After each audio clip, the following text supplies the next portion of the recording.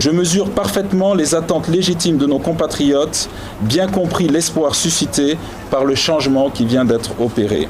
Dans l'exécution de la mission difficile mais exaltante qui vient de m'être confiée, je me ferai un devoir d'être à l'écoute des Sénégalais pour rechercher avec eux et en eux la force vitale qui guidera mon action de tous les jours.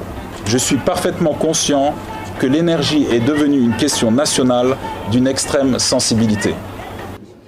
C'est sur ce ton d'ailleurs qu'il s'est exprimé en début d'année dans la banlieue à côté de son prédécesseur au cours de la signature de l'accord de financement de la seconde phase du projet Boucle de Dakar avec les partenaires chinois. Bien avant l'heure, il s'est écarté de la politique de l'Autriche qui n'a pas vocation à avoir le sens des réalités.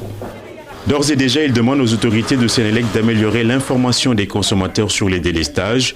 Avec les professionnels du secteur, les associations de défense des consommateurs ainsi que les élus, un dialogue permanent et fécond sera établi.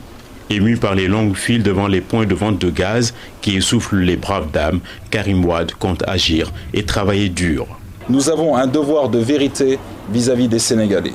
Dans ce cadre, je suis prêt à nouer, sous l'impulsion de Monsieur le Premier ministre, un dialogue permanent et fécond avec les spécialistes du secteur, les associations de consommateurs, les entreprises et ménages, ainsi que les élus dont on connaît l'intérêt pour la brûlante question de l'énergie et de l'électricité. Je voudrais transmettre un message à l'ensemble des travailleurs et partenaires du secteur de l'énergie, aux producteurs, aux distributeurs et surtout aux consommateurs. Je ne viens pas avec des solutions clés en main.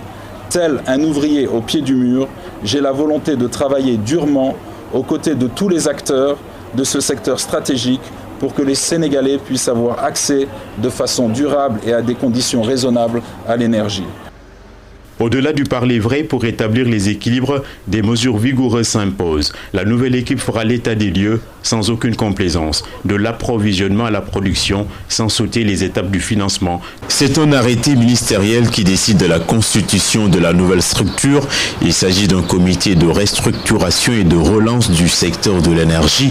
Présidé par le ministre lui-même, le comité veillera, comme son nom l'indique, à définir un plan de relance. Sa mission consiste à faire l'état des lieux en suggérant des mesures de redressement. C'est pour l'informer de la nouvelle donne que l'imam de Guédiawaye a été reçu par le ministre d'État. C'est une très bonne chose, déjà d'impliquer tous les acteurs et les consommateurs pour trouver des solutions. Ce qui peut-être a manqué quelque part dans ce qui a été déjà fait, qui n'était pas mauvais, ils ont trouvé des solutions, mais ça, c'est une solution qui peut régler les problèmes. Tout le monde ensemble, ça nous permet, nous, d'être à niveau. Le ministre d'État m'a fait l'honneur de me coopter dans ce comité de restructuration. Et puisque nous sommes là pour trouver des solutions aux préoccupations des populations, nous disons que toute solution, ou toute esquisse de solution qui peut arriver de n'importe où, nous sommes preneurs.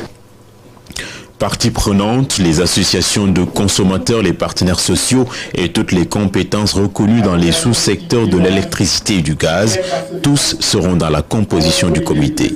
Nous avons mis en place un comité, bien entendu c'est un groupe de personnes qui n'est pas encore limité. Nous allons commencer avec ce groupe. Nous sommes très heureux qu'une éminente personnalité comme l'imam Youssouf Assar ait rejoint ce comité. Il va nous apporter beaucoup de valeur ajoutée. Nous avons même discuté d'un certain nombre de solutions que nous allons passer en revue dans ce comité.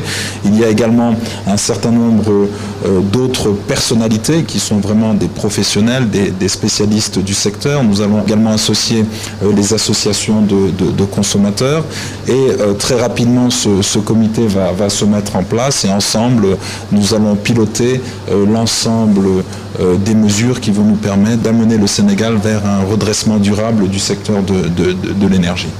En marge de l'audience, le ministre d'État a évoqué ces 3 défis majeurs.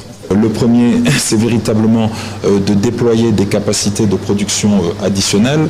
Le deuxième, c'est véritablement sécuriser les approvisionnements. Et le troisième, c'est de réduire le prix de l'électricité qui est aujourd'hui, nous le constatons tous, à des niveaux déjà extrêmement élevés.